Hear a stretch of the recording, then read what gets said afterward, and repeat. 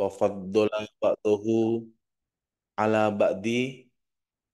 Asyhadu an la ilaha illallah wa asyhadu anna Muhammad Rasulullah. Allahumma sholli ala Sayyidina Muhammad wa ala ali Sayyidina Muhammad. Alhamdulillah, pagi ini kita ngopi bareng, ngopi di setiap Sabtu ini. Ini ngopi beneran ini yang apa sedang saya pegang. Ada beberapa yang juga sudah memegang kopi ya. Alhamdulillah kita di Sabtu kali ini bersama Ustadz kita, Ustadz Endri Nugraha Laksana, SPD MH. Kalau yang belum kenal, beliau adalah Ketua IKD Daerah Istimewa Yogyakarta. Dan kali ini kita akan meneruskan pembahasan yang pas untuk di bulan ini, ya, memaknai generasi hijrah. Alhamdulillah Ustadz Endri Nugraha Laksana sudah hadir. Kita sapa dulu. Assalamualaikum Ustadz Endri. Waalaikumsalam warahmatullahi Alhamdulillah, wabarakatuh. semangat Sabtu pagi. Di sini kalau kalau biar menyemangati bagaimanakah semangat pagi ini? Kita kita kita bikin semangat gitu ya. Pagi-pagi dan kita semangat pagi untuk ngopi. Saya awali dengan pantun boleh, Ustaz? Silahkan. Sebentar, ini Sabtu dan pagi ya. Bantu eh, bantu bersih-bersih atau gini, pergi haji bersama istri, semangat pagi, mari ngopi bersama Ustadz Endri. Nah, dipas-paskan ini. Oke, bagi para peserta semuanya silahkan nanti ketika Ustadz Endri menyampaikan paparannya, disiapkan pertanyaan-pertanyaan. Ini momen hijrah, momen untuk perubahan diri juga ya. Momen untuk hijrah kepada kebaikan, momen hijrah untuk lebih baik di tahun 1446 ini. Monggo tafadhal Ustadz Endri Nugraha Laksana untuk menyampaikan, tapi sebelumnya kita buka dulu forum ngopi ini biar berkah dengan tasmiyah. Bismillahirrahmanirrahim. Bismillahirrahmanirrahim. Tafadhal Ustadz Endri untuk menyampaikan paparannya tentang memaknai generasi hijrah. Tafadhal. Assalamualaikum warahmatullahi wabarakatuh. Waalaikumsalam. Alhamdulillah, alladzi lahul hamdu kulluhu wa lahul mulku kulluhu wa biyadihil khairu kulluh wa ilaihi yarji'ul amru kulluh.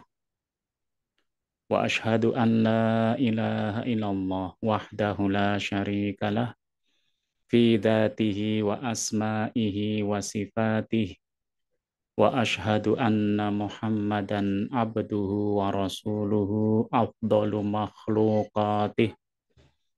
Allahumma salli wa sallim wa barik ala sayyidina Muhammadin wa ala alihi wa ashabihi al-muqtadina bihi fi kulli halatih. Hadirin ngopi bareng IKD yang dirahmati Allah Subhanahu wa taala. Alhamdulillah, semoga Allah senantiasa memberi kita kekuatan, kesempatan, dan keimanan serta kesehatan, dan semoga kita senantiasa bisa menjalankan kebaikan sehingga mendapatkan rahmat, maghfirah, barokah, dan ridho dari Allah Subhanahu wa taala. Salawat dan salam kita haturkan kepada Nabiullah uswatun hasanah kita, Nabi Muhammad sallallahu alaihi wasallam, kepada para keluarga, para sahabat, dan para pengikut beliau ila yaumil qiyamah.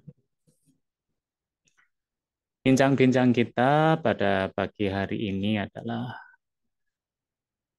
memaknai generasi hijrah. Ya.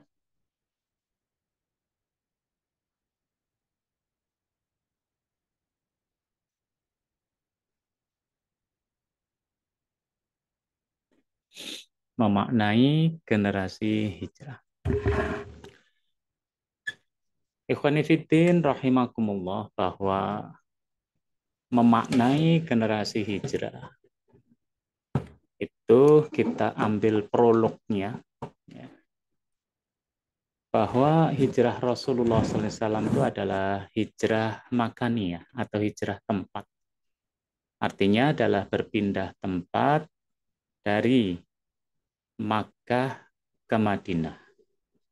Sekaligus hijrah Rasulullah SAW itu adalah menguatkan dakwah. Sehingga perpindahan dari Makkah ke Madinah itu dilakukan hampir 100% sahabat menjalankan hijrah. Ya, memang ada beberapa yang tetap berada di Madinah Al-Munawwarah. Kalau kita ambil prolog dari hijrah itu sendiri adalah tahun duka cita. Tahun duka cita ini terjadi ketika selesai Rasulullah SAW itu diboikot oleh orang kafir Quraisy. Sebenarnya tidak hanya Rasul, ya, Rasul, kaum muslimin, dan keluarga Rasul, yaitu Bani Hashim, yang mereka diboikot selama 3 tahun, ya, dari bulan Muharram tahun ke-7 sampai tahun 10 kenabian. Nah, selama boikot itulah 2 orang yang dicintai Rasulullah SAW mengalami penurunan kesehatannya, maka wafatlah Abu Thalib, ya, pada ketika sudah selesai boikot. Ya, Abu Thalib itu wafat di bulan Rajab tahun 10 kenabian, usianya 80 tahun. Tentu saja ini menyebabkan Rasulullah SAW berduka karena jasa yang besar dari Abu Thalib yang merawat Rasulullah SAW saat umur 8 tahun, mengajari berdagang saat usia 12 tahun, mencarikan pekerjaan buat Rasulullah SAW saat usia 24 tahun. Juga ketika Rasulullah SAW usia 25 tahun, Abu Thalib yang menikahkan dengan Khadijah radhiyallahu anha, sekaligus membayar maharnya. Dan ketika Muhammad menjadi nabi, maka Abu Thalib lah yang membela keponakannya dari tekanan orang-orang kafir Quraisy. Nah, lebih berduka lagi karena Abu Thalib wafat tanpa mengucapkan kalimat syahadat. Dan kemudian disusul oleh wafatnya Khadijah, ya, di bulan Ramadan tahun 10 kenabian. Khadijah wafat pada usia 65 tahun. Ya. Nah, wafatnya Khadijah itu tentu saja sedih karena Khadijah ini belum merasakan kemenangan Islam, ya. Walaupun banyak hadis yang menyebutkan tentang keutamaan dan janji Allah tentang surga terhadap Khadijah radhiyallahu anha. Khadijah ini yang selama ini mendampingi Rasulullah SAW, mengeluarkan seluruh hartanya untuk membela suaminya. Dan Khadijah lah perempuan pertama, bahkan orang pertama yang menerima Rasulullah sebagai seorang nabi, menerima Muhammad menjadi nabi, membenarkan kenabiannya. Nah, ini disebut dengan Amul Hazan. Ya. Kesedihan Rasulullah SAW itu tidak hanya karena wafatnya 2 orang yang sangat dicintai, tidak. Itu salah satunya. Tapi yang kedua adalah berhentinya dakwah di Makkah. Kuatnya tekanan orang-orang kafir Quraisy terhadap dakwah Nabi. Sehingga hampir-hampir tidak ada pertambahan orang yang masuk Islam. Maka Rasulullah SAW kemudian dakwah di Taif, yaitu tahun 10 kenabian. Dakwah di Taif itu ada fakta-fakta. Yang pertama yaitu tidak ada 1 orang pun yang menerima dakwah Nabi. Ya, tidak ada 1 orang pun. Ya. Ketika tokoh Taif yang ditemui Rasulullah SAW. Yang pertama adalah Abdu Yalail, yang kedua adalah Mas'ud, dan yang ketiga adalah Habib. Ya, mereka semua anaknya tokoh dari Taif, yaitu Amr bin Umair As-Saqafi. Ketika Rasulullah SAW mengajak mereka untuk menerima Islam, maka satu di antara mereka mengatakan dengan perkataan yang sangat sengit. Ya. Mereka berkata salah satunya, jika Allah benar-benar mengutusmu, maka pasti Allah akan merobek-robek kain Ka'bah. Nah, jadi apa ya? Artinya ya nggak mungkin lah. Ya. Orang yang kedua juga sama, dia mengatakan apa Allah itu nggak menemukan orang lain selain kamu. Nah, jadi ini juga apa ya komentar yang betul-betul tidak enak. Dan orang yang ketiga kemudian mengatakan demi Allah, ya, aku sekali-kali nggak mau ngomong ya sama kamu. Jika kamu memang benar seorang Rasul, tentunya itu bahaya buat kita semuanya. Tapi jika kamu seorang pendusta, maka nggak pantas aku bicara sama kamu. Nah, jadi tiga orang komentarnya seperti itu. Ya. Kemudian Rasulullah SAW mengatakan, ya kalau kalian mau menolak dakwah nggak apa-apa, tapi tolong rahasiakan ya tentang diriku ini. Ya. Nah ternyata tiga tokoh tadi itu memobilisir penduduk Taif untuk menyambut atau eh, menghantarkan kepergian Rasulullah dari Taif. Ya. Mereka kemudian berjajar ya, menyambut kepergian Rasulullah SAW. Sebagian ada yang nggak bawa apa-apa, tapi mereka mengucapkan cacian makian. Ya. Kemudian ada dua baris dari mereka yang melempari dengan batu. Ya. Dan yang tangan kosong pun berusaha memukul beliau. Ya. Sehingga beliau keluar dari Taif dalam keadaan dicaci maki, dipukul ya, dan dilempari batu. Satu-satunya sahabat yang melindungi beliau karena memang mengikuti beliau sejak awal adalah Zaid bin Harisah. Ya. Dia berusaha melindungi kekerasan yang terjadi pada Rasulullah SAW. Di dalam tarikh Nabi memang di antara yang dilempar oleh penduduk Taif itu adalah eh, apa di atas tumitnya Rasulullah SAW. Sehingga kedua sandalnya itu bersimbah darah dan Rasulullah SAW nggak kuat berjalan sehingga terjatuh. Ketika beliau terjatuh pun kemudian dibuat berdiri lagi dan dilempari lagi. Nah begitulah Rasulullah SAW ya sehingga beliau berjalan keluar dari Taif sampai sekitar 5 kilometer ya, dari kota Taif sambil dianiaya oleh penduduk Taif. Ya. Nah, tapi ketika itu Rasulullah SAW berhenti orang Taif melempar karena Rasul masuk ke sebuah kebun yang itu ada temboknya. Nah, kebun itu ternyata adalah miliknya orang kafir Quraisy, ya, yaitu miliknya Utbah bin Rabi'ah dan Syaibah bin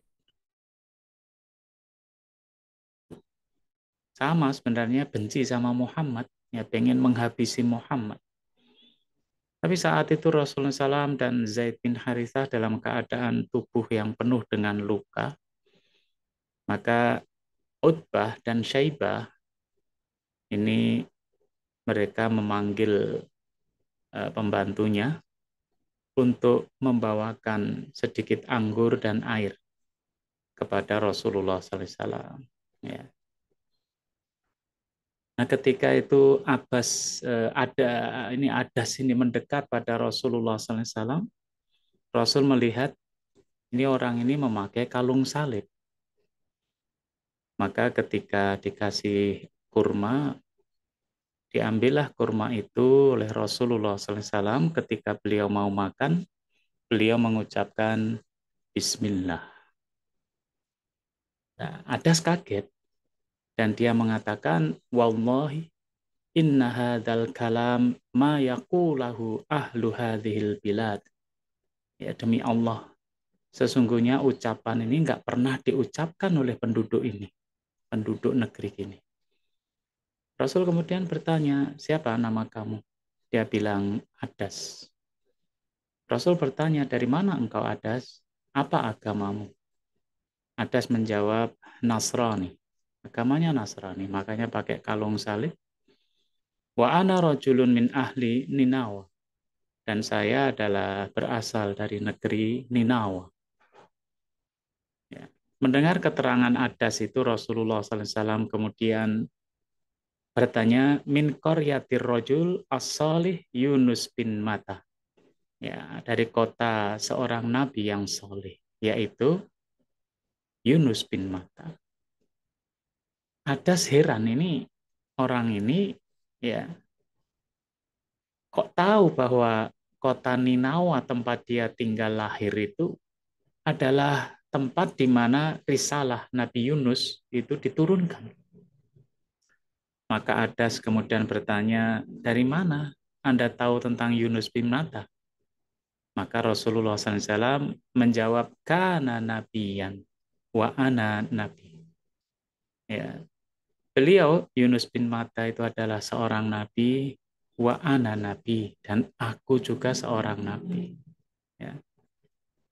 Maka Adas kemudian mencium kepala Rasulullah SAW, mencium tangannya dan mencium kakinya. Dari kejauhan kedua tuannya heran, ngapain orang itu ya kok Adas itu kok mencium-cium seperti itu. Maka ketika Adas kemudian pergi dari Rasulullah SAW ditanya, cilaka kok Adas? Kenapa kamu kecium kepala, dua tangan, dan dua kaki orang itu? Maka Adas menjawab, wahai Tuhan, nggak ada kebaikan sedikit pun di muka bumi ini, ya, kecuali persoalan ini. Ya, apa maksudnya? Telah sampai kabar kepada aku, pada Adas, sebuah persoalan yang tidak ada yang mengetahuinya kecuali dia adalah seorang nabi. Artinya menurut Adas, tidak ada yang tahu bahwa risalah Nabi Yunus bin Matta itu ada di Ninawa, kecuali dia adalah seorang nabi. Nah, jadi dari dakwah di Taif ini seluruh penduduk Taif menolak. Satu orang yang kemudian menerima, yaitu Adas masuk Islam. Ya. Dan masuk Islamnya jin. Ketika Rasulullah SAW mau kembali ke Madinah sampai di lembah Nakhlah, ya dekat Makkah, ya beliau ada berapa hari di sana. Saat itulah Allah Subhanahu Wa Taala mengutus sekelompok jin kepada Rasulullah SAW. Ya jin itu mendengarkan Al-Quran dan beriman. Ya itu diabadikan dalam dua surat, yaitu surat Al-Ahqaf ayat 29 sampai 31 dan surat Jin ayat 1 sampai 15. Ya, jadi kalau kita dakwah itu tidak ada manusia yang menerima, cuman satu, insya Allah ya Rasul mengalami. Atau jangan-jangan malah dakwah kita diterima oleh kalangan jin. Ya, jadi gitu ya. Ya kita juga mensyukurinya. Nah ini prolog hijrah ya. Artinya di Makkah itu dakwah sudah tidak berkembang. Taif sendiri itu tempat yang dekat dengan dengan kota Makkah. Itu juga tidak menerima dakwahnya Rasulullah SAW. Lalu apa yang dilakukan oleh Rasulullah SAW? Yaitu berdakwah kepada para kabilah yang menunaikan haji. Ya tahun 10 kenabian. Ya. Jadi Ka'bah Mekah itu memang sejak zaman Nabi Ibrahim alaihissalam sudah ada risalah untuk menunaikan ibadah haji. Dan masyarakat sekeliling Arab itu kalau bulan Zulhijjah itu mereka datang, berangkatnya Zulqa'dah, ya. Itu mereka berdatangan untuk menunaikan ibadah haji. Ya. Nah, saat musim haji inilah Rasulullah SAW kemudian berdakwah. Tahun 10 kenabian ini Rasul itu sampai berkeliling kepada 26 kabilah dalam 10 hari. Ya kira-kira sehari berarti ada 3 kabilah, 2 atau 3 kabilah. Rasulullah SAW menyampaikan pada kabilah-kabilah ini untuk menerima dakwah Islamnya, melindunginya, dan menyampaikan ayat-ayat dari Allah Subhanahu wa Ta'ala. Tetapi apa yang dilakukan oleh Rasulullah SAW ini sebenarnya dalam tanda kutip sia-sia. Kenapa?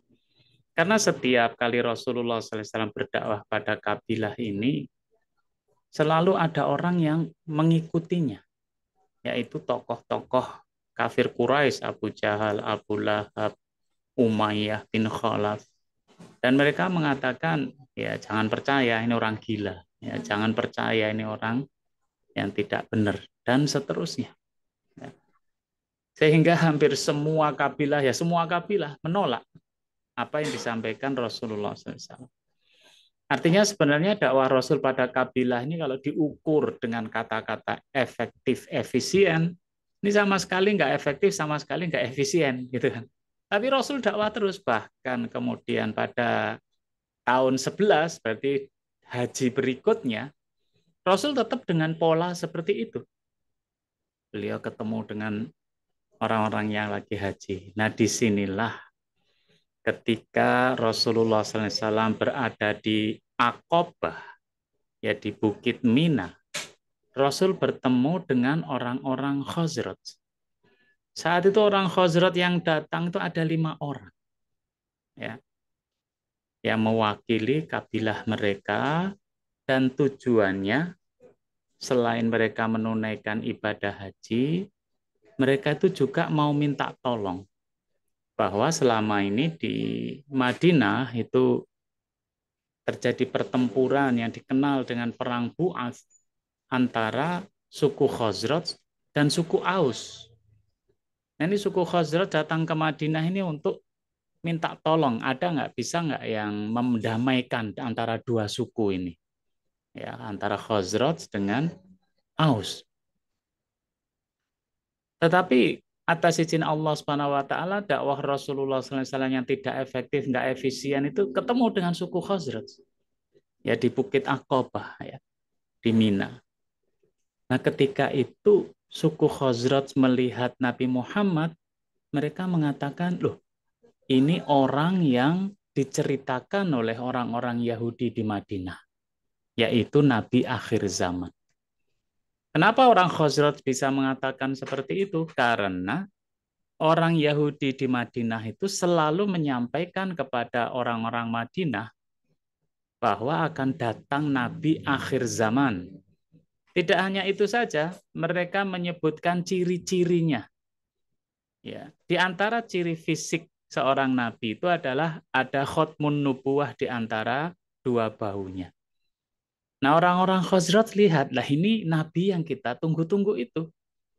Maka mereka berbahagia dan mengatakan, mari kita baiat, ya, kepada dia sebelum orang-orang Yahudi berbaiat kepada dia. Ya. Nah, kemudian mereka bubar, ya, dan berjanji akan ngajak teman-temannya untuk haji tahun berikutnya. Nah, jadi ini ya prolog hijrah itu gitu. Kemudian tahun 12 kenabian, ya, itu dari Madinah itu ada 12 orang yang datang untuk haji. Maksudnya 12 orang itu sebenarnya mau ketemu dengan Rasulullah SAW karena menerima ajaran Nabi. 12 orang ini uniknya dari suku yang berbeda yang mereka perang, yaitu 2 orang dari suku Aus dan 10 orang dari Khazraj. termasuk 5 orang yang tahun kemarin ketemu. Ya. Mereka kemudian sembunyi-sembunyi ketemu dengan Rasulullah SAW di Bukit Aqabah. Ya, itu 12 orang. Nah, 12 orang inilah yang kemudian menerima Islam dan berbaiat kepada Rasulullah SAW. Jadi antara isi baiatnya tidak menyekutukan Allah, tidak mencuri, tidak berzina, tidak membunuh anak-anak mereka, tidak berbuat dusta, tidak durhaka kepada Rasulullah SAW. Ya. Nah ini baiatnya, barang siapa yang melanggar, maka dia akan mendapatkan hukuman di dunia, yaitu membayar kafarat. Ya. Yang menepati baiat mendapatkan pahala dari Allah Subhanahu wa Ta'ala. Ini baiatul Aqabah yang pertama. Kemudian mereka pulang lagi ke Madinah setelah haji itu. Kali ini mengajak satu orang untuk menyebarkan Islam di Madinah, yaitu Mus'ab bin Umair. Ya, Mus'ab bin Umair inilah yang akan mengajari penduduk Madinah tentang Islam, ya, dan juga membacakan Al-Quran pada mereka. Ya, Mus'ab bin Umair itu seorang pemuda yang sangat tampan, tutur katanya lembut dan indah, termasuk bacaan Qur'annya indah. Ya, maka Mus'ab bin Umair ini dikenal dengan gelar Mukri'ul Madinah. Ya. Nah, yang menjadi pemimpin ya di dalam dakwah di Madinah itu adalah As'ad bin Zurarah. Jadi yang menjadi ketua ya untuk memimpin dakwah di Madinah adalah As'ad bin Zurarah. Dialah bersama Mus'ab bin Umair ya ke Madinah ya untuk berdakwah. Nah, hebatnya adalah sesampainya di Madinah, orang-orang Madinah itu tertarik dengan Islam. Kenapa? Ya, memang sudah diceritain sama rahib-rahib Yahudi itu. Ya. Nah, ketika Mus'ab bin Umair itu berdakwah di atas sumur di kota Madinah itu, dua tokoh Ansor, dua tokoh Madinah dari suku Aus itu Sa'ad bin Mu'ad, dan dari suku Khazraj Usaid bin Hudair. Itu dua orang ini masuk Islam, maka sore harinya seluruh penduduk Madinah masuk Islam. Kecuali satu orang yang belum, Usairam Amr bin Sabit bin Waqsi. Ini nanti yang nama ini, Usairam ini, dia itu masuk Islam pada waktu perang Uhud, ya masuk Islam, terus mati syahid. Gitu ya. Jadi masuk Islam, perang, mati syahid. Kata Rasulullah SAW, ini orang ini amalannya sedikit, pahalanya banyak. Ya, jadi amalannya sedikit, pahalanya banyak. Ya. Nah, sejak itulah nama Muhammad itu viral. Ya, bahasa kita gitu ya. Tidak ada satu orang pun, satu rumah pun di Madinah kecuali ya membicarakan nama Muhammad. Pernah ketemu orangnya? Enggak. Cuma 12 orang ini tadi sama Mus'ab bin Umair. Ya. Jadi mereka kemudian sepakat, yuk tahun berikutnya kita akan haji lagi. Ya. Nah, maka di tahun berikutnya, tahun 13 kenabian, ya, mereka berangkat haji. Kali ini bersama penduduk Madinah yang lain, yang muslim dan yang masih kafir. Maksudnya beberapa orang di sekeliling penduduk Madinah itu ikut berangkat. Ya, kurang lebih 500 orang. Ya. Mereka bareng-bareng campur ya. Nah, ketika mereka berangkat inilah mulai tercetus di antara penduduk Ansor ini, Khazraj dan Aus ya. Ya sampai kapan ya kita membiarkan Rasulullah SAW pindah-pindah tempat di Makkah.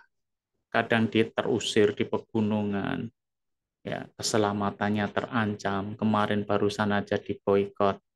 Masa kita biarkan? Ya beliau senantiasa seperti itu.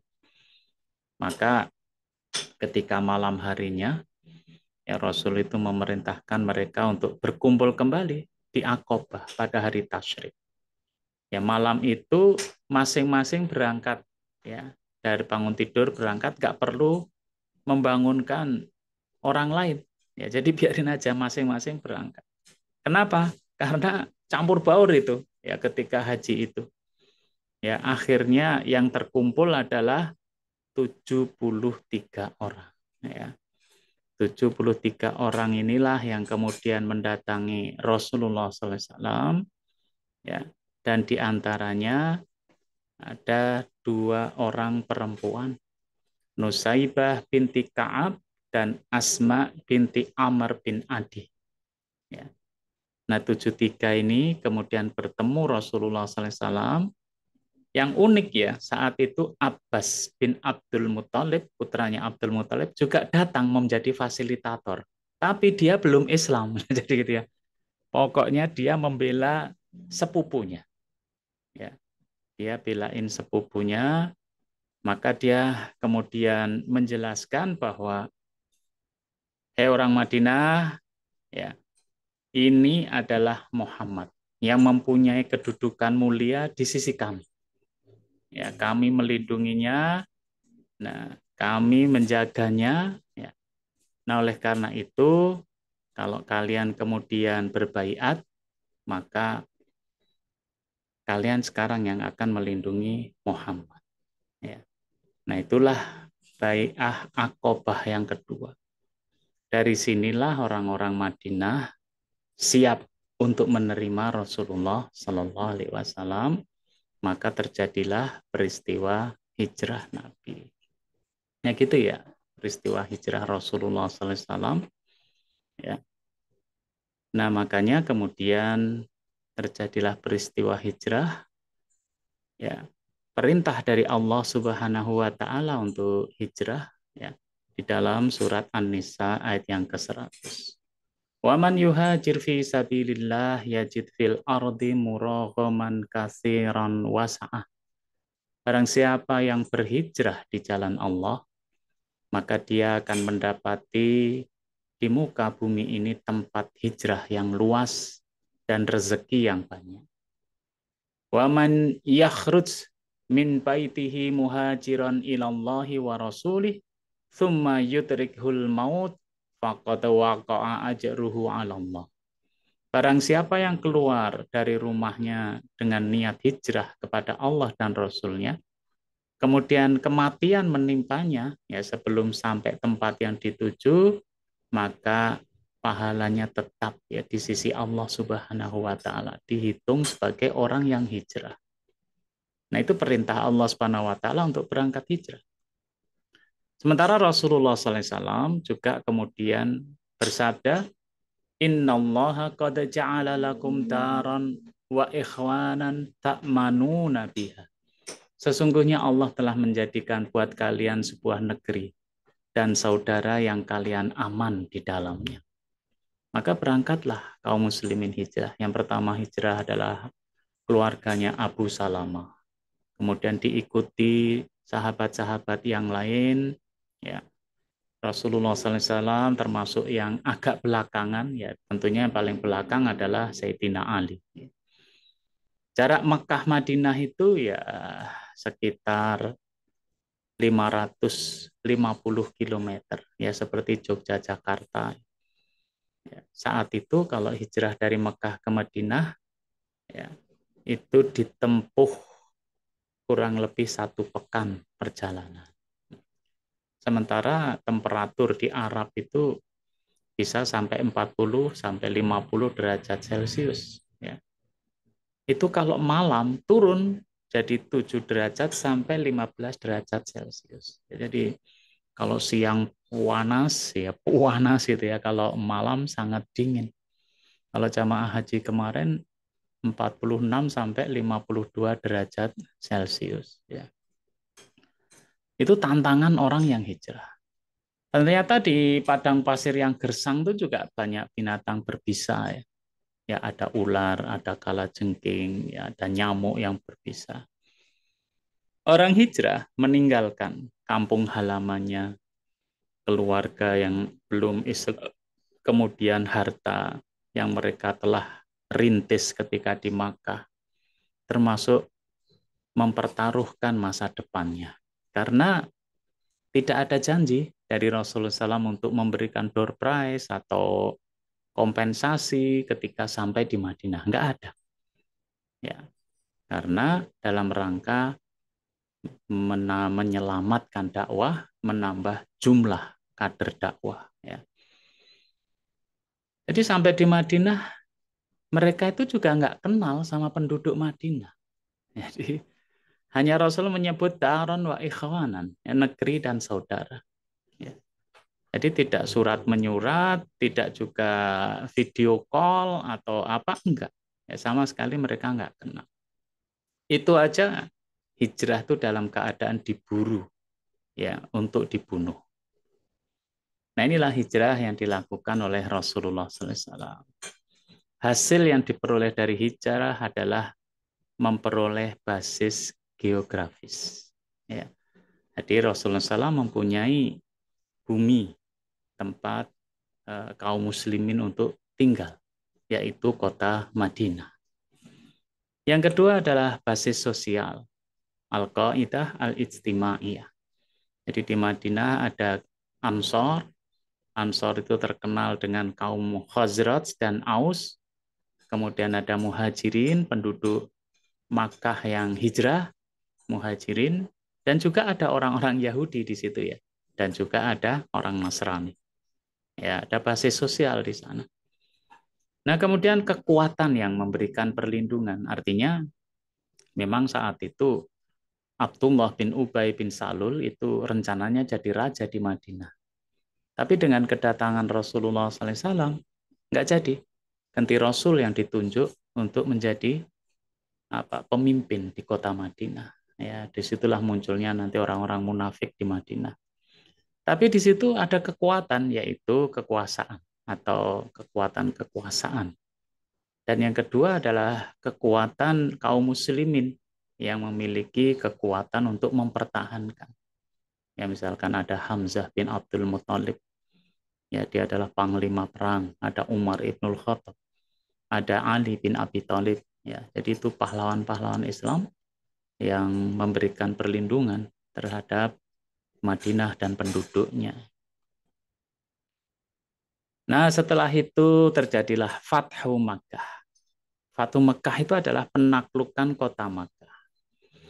Setelah 8 tahun di Madinah, maka Rasulullah SAW mengajak 10.000 pasukannya bergerak menuju Makkah dan menaklukkan kota Makkah. Itu terjadi tanggal 20 Ramadan. Ya, setelah 8 tahun di Madinah, maka kaum muslimin berhasil menaklukkan kota Makkah Al-Mukarramah. Maka Rasulullah SAW itu telah bersabda, ya, yaitu la hijrata ba'dal fathi. Tidak ada lagi hijrah setelah penaklukan kota Makkah. Kenapa? Ya karena hijrah selama ini kan dari Makkah ke Madinah. Ya, kalau kemudian Makkahnya sudah ditaklukkan, berarti Makkah dan Madinah adalah Darul Islam. Dia negerinya orang Muslim. Ya, sehingga nggak ada lagi hijrah. Mau di Makkah, mau di Madinah, itu adalah negerinya. Nggak ada hijrah lagi. Walakin jihadun wa niyatun. Tetapi jihad dan niat tetap ada. Artinya wa idastumfirtum fanfiru. Apabila kalian diperintahkan jihad, maka berangkatlah. Hadis diriwayatkan Imam Bukhari dan Muslim. Kata-kata tidak ada lagi hijrah itu bukan bermakna larangan untuk berhijrah. Tidak. Ya, tetapi hijrah tempat itu masih tetap ada. Hukumnya tidak lagi wajib. Ya. Hukumnya tidak lagi wajib, tetapi sesuai dengan keadaan yang terjadi pada kaum muslimin. Karena Rasulullah SAW itu beliau bersabda, la tangqati'ul hijrah hatta tangqati'at taubah. Wa la tangqati'ut taubah hatta tatlu'a syamsu min maghribiha. Nah, ini tidak akan terputus hijrah sampai taubat itu terputus. Dan tidak akan terputus taubat itu sampai matahari terbit dari barat. Artinya taubat itu terputus kalau terjadi kiamat. Berarti hijrah itu akan selalu ada sampai hari kiamat. Nah, maksudnya gitu. Tadi ada larangan untuk hijrah.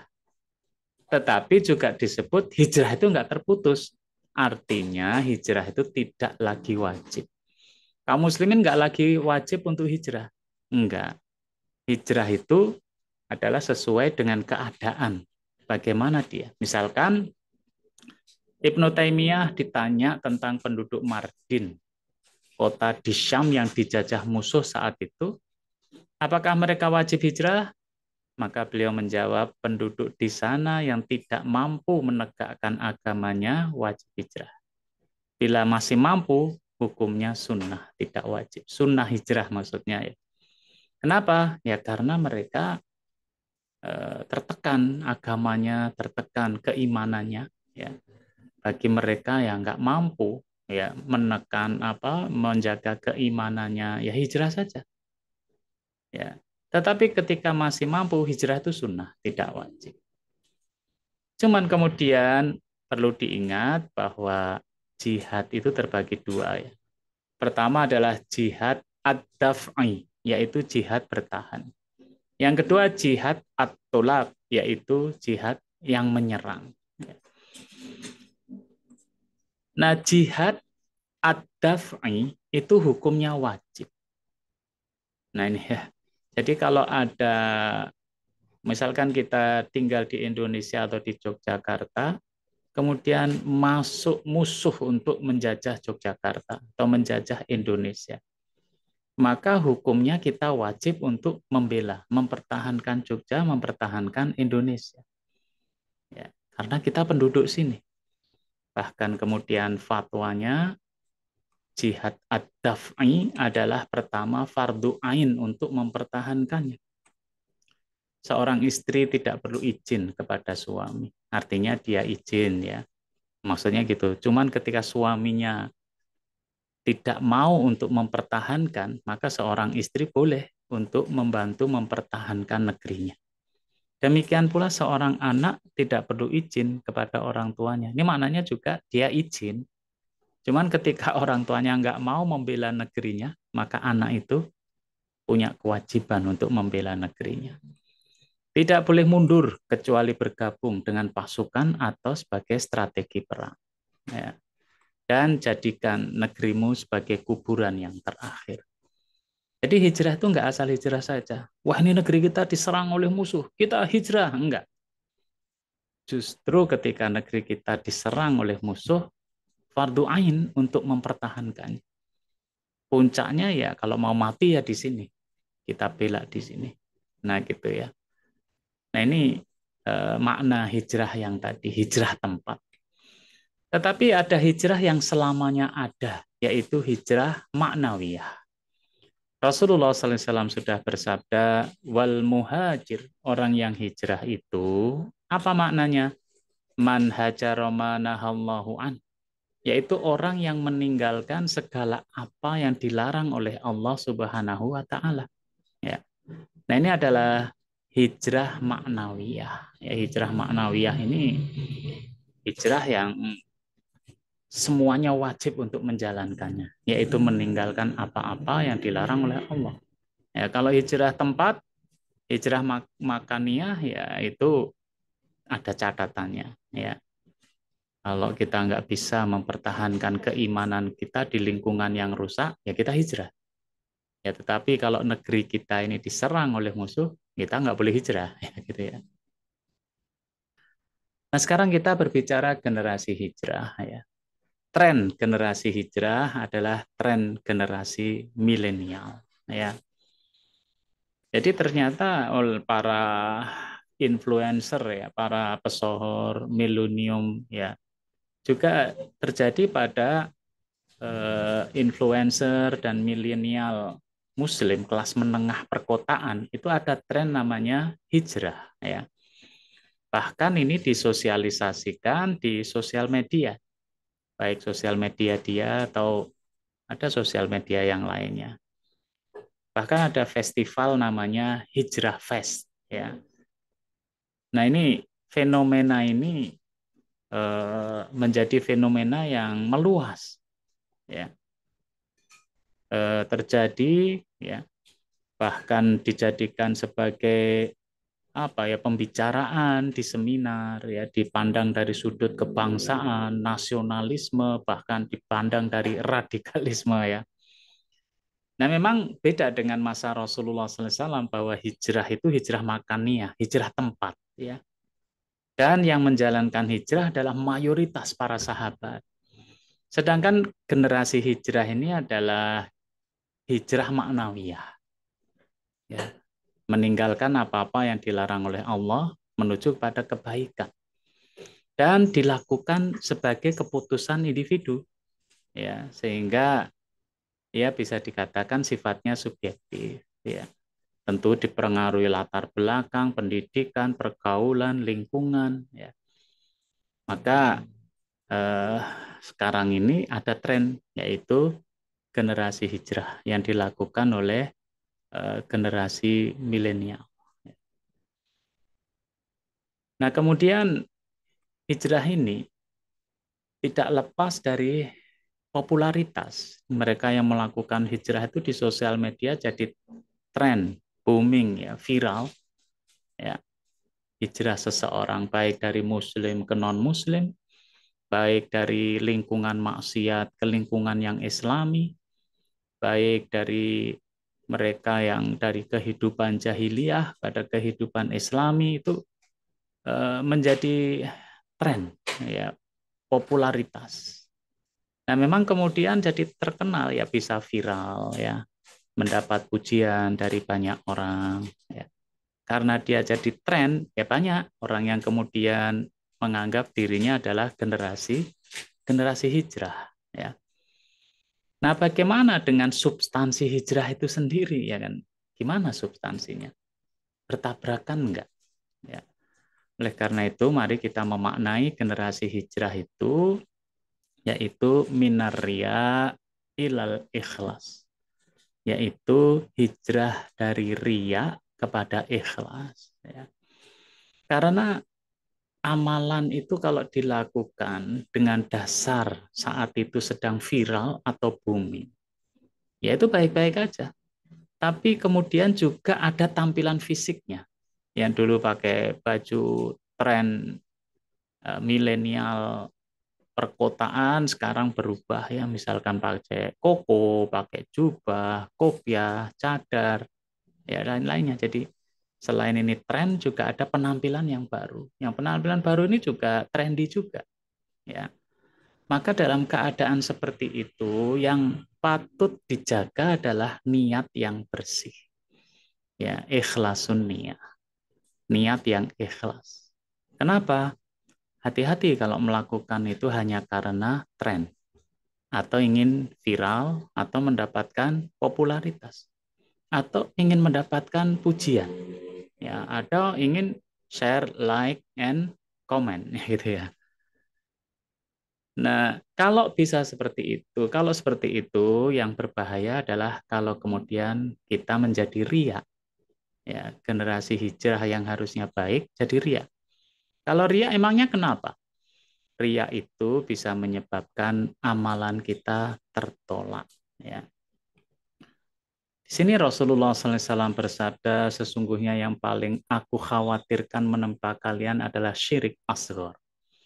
Sahabat bertanya, wa ma syirkul asghar ya Rasulullah? Apa itu syirik asghar?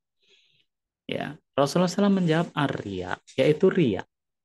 Yaqulullah azza wa jalla lahum yaumal qiyamah. Nanti Allah Subhanahu wa taala akan berbicara kepada mereka pada hari kiamat. Idza juzi'an nasu bi a'malihim.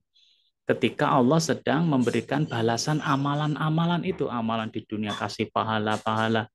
Ketika datang orang yang riak pada Allah, nagih pahala, ya Allah kemudian berbicara pada mereka, idhabu ilal ladzina kuntum turauna fid dunya.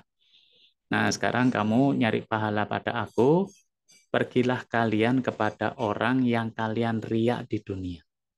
Ya.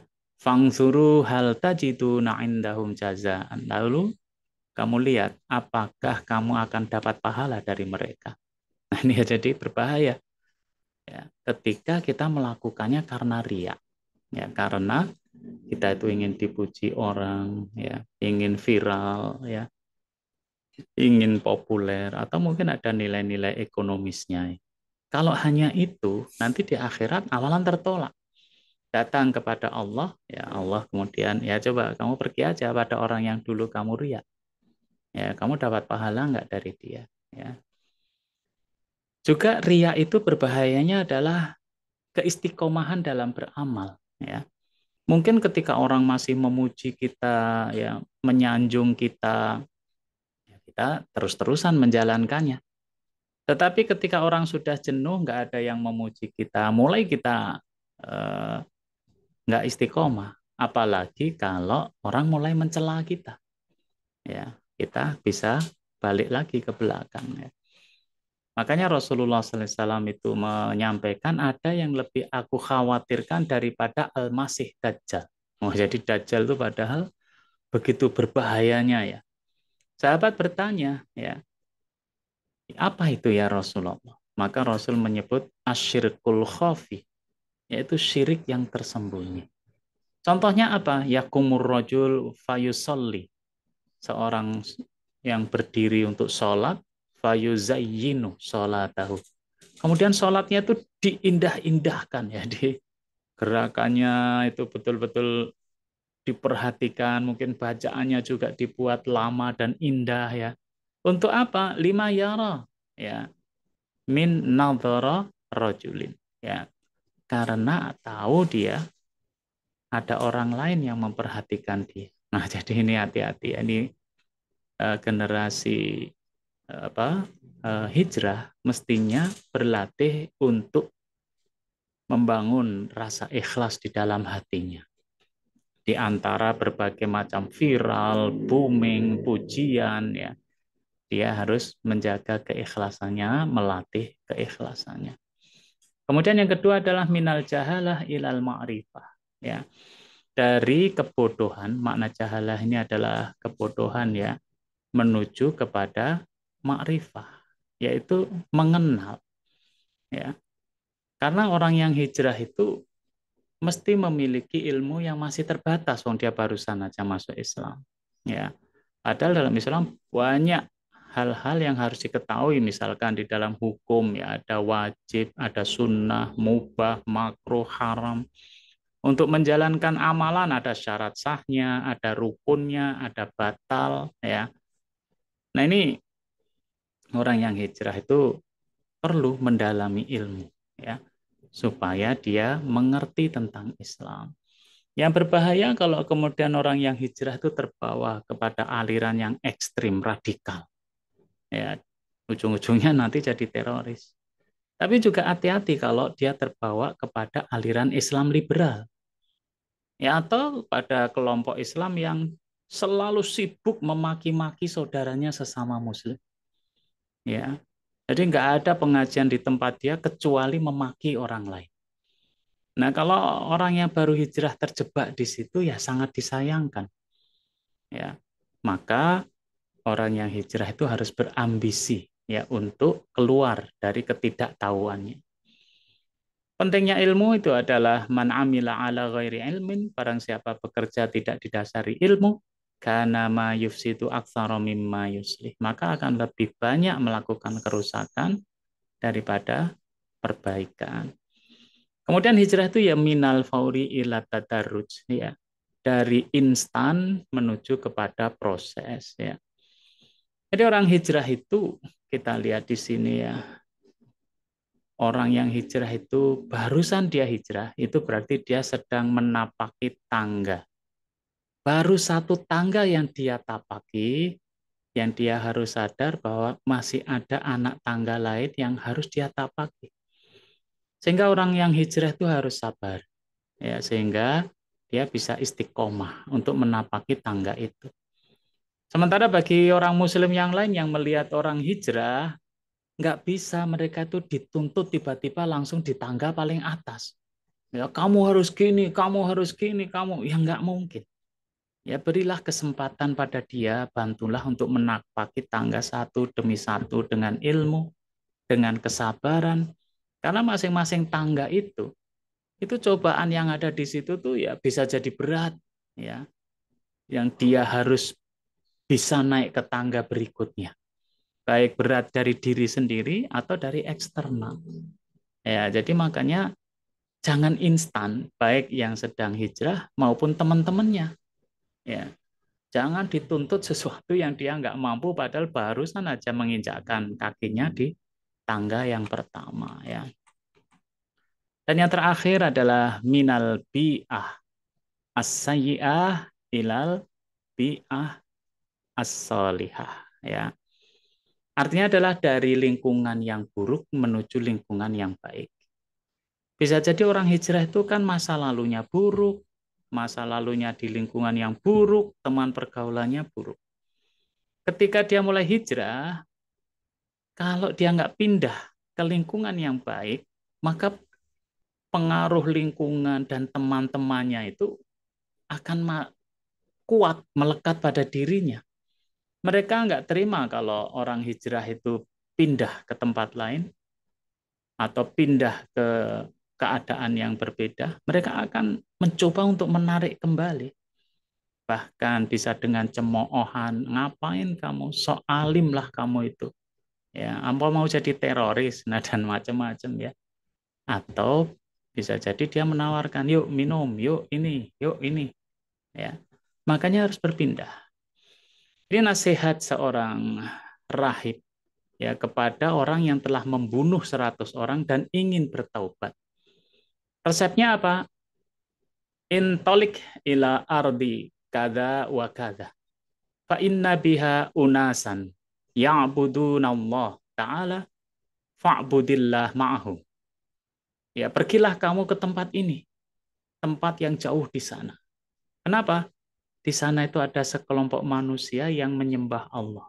Kamu ikutlah menyembah Allah bersama mereka. Jadi suruh pindah, pindah ke lingkungan yang baru.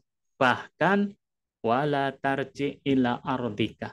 Jangan balik lagi ke lingkunganmu yang dulu. Kenapa? Fa innaha ardu su'in. Karena tempatmu yang dulu itu adalah lingkungan yang buruk, tempat yang buruk. Maka orang yang hijrah harus berani keluar mencari lingkungan yang terbaik.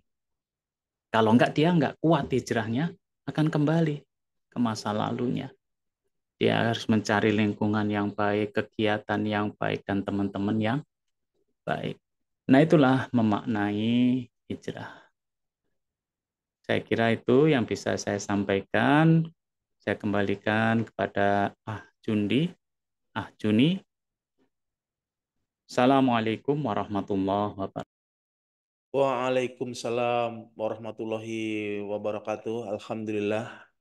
Jazakumullah khairan Ustaz Endri Nugraha Laksana yang memberikan eh, pencerahan tentang bagaimana kita jadi merenung tadi ya, memaknai hijrah dari tahun duka, bagaimana dakwah di Taif, dakwah kepada jamaah haji, dan juga bagaimanakah kondisi kita ketika hijrah harus ikhlas, tidak ria, terus kemudian bisa juga sabar dan seterusnya ya. Dan ini ada beberapa pertanyaan, masih ada kesempatan Ustadz Endri ya. Silakan. Dan yang pertama ini tentang tadi ini saya ceritakan tentang setting berdakwah kepada kabilah-kabilah ketika haji ya di tahun ke-10 tadi ya. Dari Bapak Sukailan tadi tentang pencerahan ibadah haji yang saat ini pedoman kepada syariat apa Ustaz? Jadi ketika ini agak aneh ya berkait dengan setting cerita tadi ya. Ketika haji sudah sejak zaman Nabi Ibrahim alaihissalam ya. Dan pertanyaannya berkait dengan hijrah ini. Ini yang menarik yang mungkin pas untuk kali ini. Hijrah yang sekarang ini masih masuk kategorinya bagaimana Ustaz? Ini tentang makna hijrah tadi ya. Satu-satu dulu langsung Ustaz ya. Monggo, tafadhol. Ya, jadi pertama hijrah makaniyah itu masih tetap ada. Hmm. Ketika misalkan kita ada di lingkungan yang buruk, yang semakin lama kita dan keluarga kita semakin terkikis keimanan kita. Kita nggak bisa bertahan, makanya harus pindah. Harus pergi dari tempat itu namanya hijrah tempat. Ya. Demikian pula penduduk misalkan Palestina. Ya beberapa hijrah juga karena dibantai oleh Israel, tetapi nggak semua. Mereka orang-orang yang lemah. Ya, mereka hijrah ke tempat yang lebih aman. Itu masih berlaku. Ya. Sedangkan hijrah maknawiyah ya sampai sekarang masih berlaku. Prinsip dari hijrah maknawiyah adalah yahtalituna walakin yatamayyazun. Kita bergaul bersama masyarakat, berinteraksi dengan masyarakat, tetapi memiliki spesifikasi. Ya, jadi kita berbeda dengan mereka. Ya. Nah, itu namanya hijrah maknawiyah. Ya, kita masih bergaul, masih bersama, tetapi kita memiliki spesifikasi. Kita menegakkan sholat, kita jujur, kita hormat, kita bukan LGBT, ya kan? Kita tidak rasis karena sejak awal Islam itu menyamakan semua ras, ya. Nah, sehingga sekarang ini dua hijrah itu masih berlaku. Hijrah makaniyah dengan catatan, kalau hijrah maknawiyah totalitas. Demikian Pak Juni. Oke, alhamdulillah. Nah ini berikutnya dari namanya ini asmara ini. Ini bertanya Ustadz, kan Rasulullah SAW jadi viral ketika diceritakan setting hijrah tadi ya. Banyak dibicarakan di penduduk Madinah atas jasa dakwah dari Mus'ab bin Umair. Nah ini pertanyaannya ini menarik Ustadz. Pendekatan yang seperti apa yang dilakukan Mus'ab dalam mengenalkan Islam dan Rasulullah SAW di kalangan penduduk Madinah? Nah, ini mungkin mengambil hikmah bagaimana mengenalkan di kalangan orang tua dan juga para pemuda di sana pada waktu itu saatnya. Ya, jadi ada beberapa hal ya. Pertama, penduduk Madinah itu sudah banyak tahu tentang akan datangnya Nabi akhir zaman, beserta seluruh ciri-cirinya itu yang diceritakan oleh rahib-rahib Yahudi yang ada di Madinah. Ya, berdasarkan kitab Taurat. Ya, sampai ciri fisik Nabi akhir zaman. Orang Yahudi itu mengira Nabi akhir zaman itu nanti dari Yahudi, Bani Israel. Mereka nggak mengira ternyata dari keturunan Ismail. Ya, itu pertama. Sehingga mereka ketika ketemu Rasulullah SAW sebenarnya secara spontan mereka itu menerima. Yang kedua, terjadi pertempuran antara Khazraj dan Aus dalam perang Bu'at yang nggak pernah berhenti. Ya karena juga diprovokasi sama orang-orang Yahudi. Ini bisa berhenti kalau ada pemersatunya. Ya, di dalam perang Bu'ats ini uniknya di dalam tarikh itu, dalam perang itu banyak tokoh-tokoh Madinah yang terbunuh. Dan tokoh-tokoh ini dalam tanda kutip dipilih oleh Allah adalah tokoh-tokoh yang sombong, kemaki, nggak mau menerima kebenaran, mati. Jadi dengan perang Bu'ats itu ternyata Allah hendak menyingkirkan orang-orang yang nanti jadi penghalang dalam agama Islam. Ya. Nah, maka mereka ketemu Nabi Muhammad sebagai pemersatunya. Kemudian yang ketiga itu adalah Mus'ab bin Umair itu adalah orang yang tutur katanya lembut, ya. Hmm. Orangnya penampilannya optimal. Makanya ketika beliau dakwah di Madinah itu dua tokoh Madinah itu semula mereka itu marah ya eh, dengan Mus'ab bin Umair atau dengan dakwah Islamiyah. Ya. Mereka kemudian berencana untuk membubarkan, yaitu mau dibubarkan oleh mereka itu nggak benar, gampangnya gitu. Nah, ketika mereka hendak membubarkan itu, maka datanglah ya satu orang bawa tombak, yaitu eh, yang bernama Sa'ad bin Mu'ad. Ya. Ya, dia bawa tombak, hendak membubarkan pengajian. Sampai di sana ketemu dengan Mus'ab itu orang yang bagus, bersih, lembut, kemarahannya turun. Kemudian Mus'ab juga bilang, ya Tuhan silahkan Tuhan duduk, dengarkan apa yang saya sampaikan. Kalau Tuhan nggak berkenan, saya akan pulang ke Makkah. Maka Sa'ad bin Mu'ad menancapkan tombaknya. Jelep, ya, saya dengarkan. Mulailah Mus'ab berbicara. Nah ini yang saya nggak tahu pembicaraannya apa ya. Sehingga Mus'ab itu memang terkenal sangat indah tutur katanya. Sampai kemudian Mus'ab itu komentar, saya melihat Sa'ad bin Mu'ad sudah masuk Islam sebelum dia ngomong. Maka ketika Mus'ab selesai bicara, ya dia langsung bersyahadat. Ya Sa'ad bin Mu'ad itu. Demikian pula yang terjadi pada tokoh yang kedua. Nah, tiga hal inilah yang kemudian sore hari semua penduduk Madinah rata-rata menerima Islam. Kecuali satu orang tadi ya, Usairam Amr bin Sabit bin Waqsi. Ya itu aja nanti juga masuk Islam ketika perang Uhud. Demikian. Ya, alhamdulillah. Jadi kelembutan dan juga optimal dalam keseharian itu menjadikan diterimanya Mus'ab bin Umair dan juga Rasulullah SAW jadi juga diterima di kalangan penduduk Madinah ya. Alhamdulillah ini ada beberapa pertanyaan yang lainnya Ustaz tentang ini dari Nusaibah ini ya. Kenapa orang Yahudi ini agak agak cerita tentang haji Ustaz, tidak lagi berhaji ke Makkah?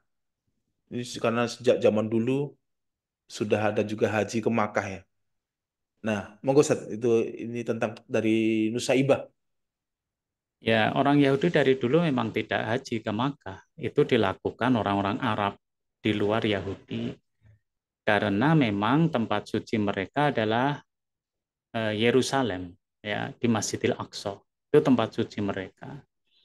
Dan itu juga kiblat pertama kaum muslimin. 13 tahun Rasulullah SAW dakwah di Makkah itu kiblatnya Masjidil Aqsa di Yerusalem. Ketika Rasulullah SAW hijrah ke Madinah, kiblatnya masih Masjidil Aqsa. Jadi ketika kiblat itu dipindah, yang protes pertama kali Yahudi. Ya nanya, ngapain dipindah dari Masjidil Aqsa ke Masjidil Haram? Ya, ya Allah yang memiliki kiblat, ya Allah yang menentukan kiblat manusia. Ya, jadi memang mereka sejak awal nggak berangkat hijrah, nggak berangkat haji, ya. Karena kiblat saat itu juga bukan di Masjidil Haram, tetapi di Masjidil Aqsa. Oke. Nah, ini ada pertanyaan berikutnya. Ini pertanyaan terakhir di seksi ngopi kali ini saja ya. Dari Kak Jums, pemuda masjid ini ya. Tat, mohon minta tips dakwah di perkampungan. Ini menarik ini ya. Sholat 5 waktu di masjid, baru ada eh, SMI ya. Ya, subuh, maghrib, isya. Seharusnya kan 5, Islam, isya, subuh, luhur, asar, maghrib, dan lengkap semuanya ya.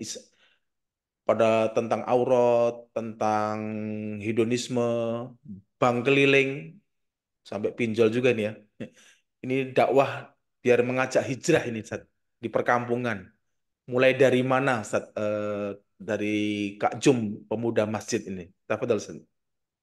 Ya, masing-masing saya kira punya resep ya bagaimana dakwah di perkampungannya, tetapi semua kombinasi dakwah dilakukan. Misalkan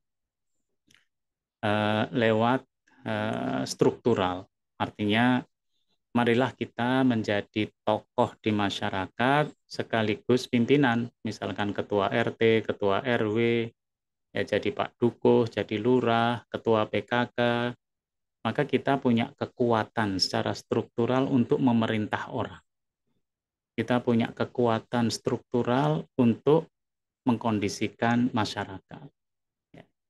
Yang kedua adalah secara kultural. Ya, secara kultural artinya ya kita mewarnai kegiatan masyarakat, mereka kita sibukkan dengan alternatif-alternatif kegiatan. Ya.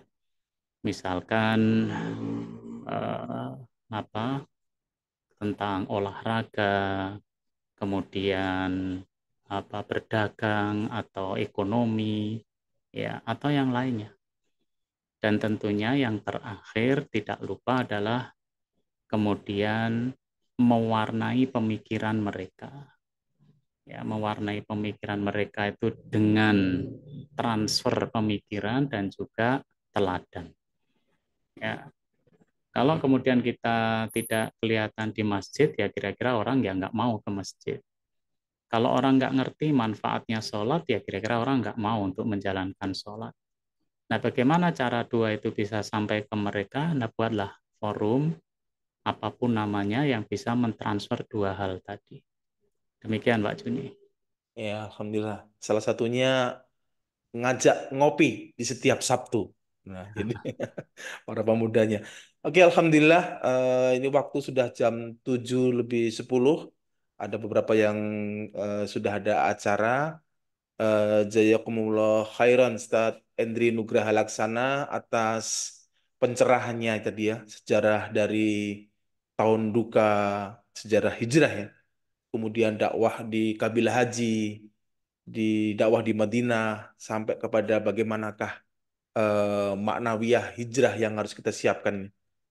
Harus ikhlas, tidak riya, dan juga kita harus sabar juga dalam hijrah ini dan juga beberapa dialognya. Jangan lupa untuk bagi para jamaah Zumiyah kali ini untuk masuk ke grup ngopi IKD yang sudah di-share di link chat ya untuk materi PowerPoint-nya akan di-share di sana, PowerPoint atau PDF-nya, dan kita akan ketemu lagi rutin ya, ini bersama IKD besok di Sabtu pagi, jangan lupa jam 6 sampai jam 7, sekitar jam 7 ya, bersama Ustadz-Ustadz dari IKD. Sekali lagi saya akhiri dengan pantun saat ini baru nemu ini tadi ya. Eh, Naik gajah ke Purwodadi, jangan lupa pakai topi ya. Mari hijrah bersama IKD, ajak yang lain ikut ngopi, ngaji online pagi bersama IKD di pagi hari. Terima kasih sekali lagi jazakumullah khairan kepada semua peserta yang telah hadir di ngopi IKD dan ajak hijrah yang lainnya untuk ikut grup ngopi IKD dan juga ikut ngopi di setiap pagi kali ini. Marilah kita tutup dengan hamdalah alhamdulillahirabbil alamin dan doa kafaratul majlis. Subhanakallahumma wa bihamdika asyhadu an la ilaha illa anta astaghfiruka wa atubu ilaik. Matur nuwun, terima kasih. Assalamualaikum warahmatullahi wabarakatuh. Waalaikumsalam warahmatullahi wabarakatuh. Matur nuwun semuanya.